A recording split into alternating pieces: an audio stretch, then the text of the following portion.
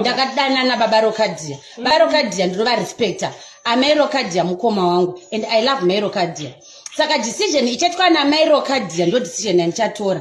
Mai Rokadhiya nyangu because andingaudzire munhu and andikwanisa kupindira imba yaMai Rokadhiya because ndiri munhu wenyama. Ndikapindira imba yaMai Rokadhiya mangwana ndikaona na baba Rokadhiya. I don't think kuti inini ndozokwanisa kumuona Mai Rokadhiya kana ndikwanisa kuzoshanda naye.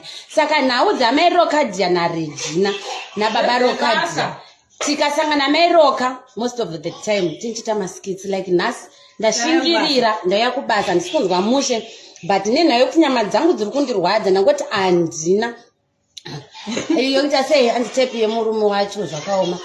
Regina Wakapfupi zviri sei Joyce ndeipi Mai Roka ngaasadzokere kumboko iya mai makaka rawanga mwana kabandiseka aidzo ngasiyane nadzo inina guys handina kwezitora kuti baba Roka kuti Mai Roka vana but indaya hangu kuzongotaura kuti guys kune vese vaindituka kuti Regina waparadza mba yaMai Roka handifare kuti Mai Roka vanhingirikini ende handifurira Mai Rokadhiya. Mai Rokadhiya vakaenda kulebha Mai Rokadhiya vana ana 3 Mai Rokadhiya munhu muhombe kwandiri sometimes ndogona tonzi Regina ndanofurwa naMai Roka munhu akaenda akapinda mulebha akanota vana 3 ndozoenda zofurira Mai Rokadhiya kuti Mai Rokadhiya aramba murume munhu anoziva kunigeza kuti kunhasingeni kunogezewa kuti ndofanira kutaura zvepamwoyo pangu handikwanise kuti ndirambadzana nditi Mai Rokadhiya ende thank you vimbai dzevaviri shamwari handife ndakapindira even Mai Rokadhiya ndikanetsa nemurume wangu handidi kunyeperai. Mai Roka is very beautiful. Thanks you ningirikini.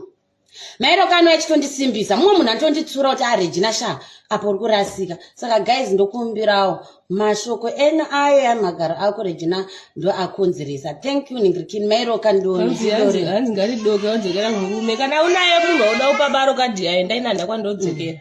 Respect my decision. Ina ndifanira mudzira zvokuita kana muchinifarira respect my decision ndakatoita my decision final.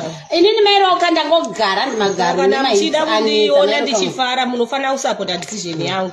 Mai Roka akatonditi Regina asida kudzokera kumba kwake kana ndotoenda ndikatomubatsira kurongedza kuti Mai Roka sha dzokera kumba handikufa ndakapindira pasaidi rawo zvekuti hanzi inini ndakatsvaga vanhu vandoshanda nawo guys dakudzai inini ndina vanhu vandoshanda nawo ende inini zvakafanana Kapfupi right now Kapfupi akauya kuno kuSouth Africa anaisa message Regina please yondibatsirawo indirodza murume wangu bebi ndomboenda kubasa ndichadzoka.